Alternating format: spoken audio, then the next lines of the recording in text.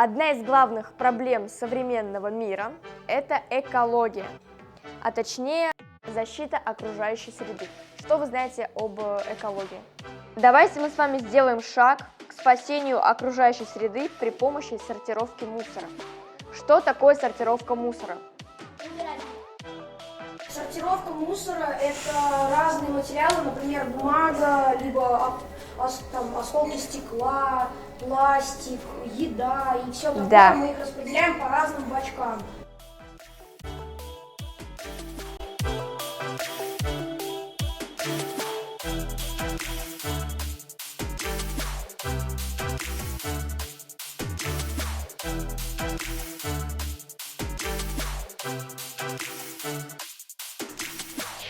Пластик мы выкидываем отдельно.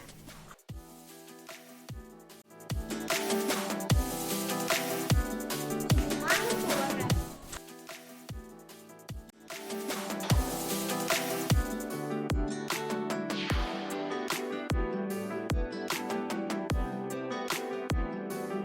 Мы за чистоту окружающего мира.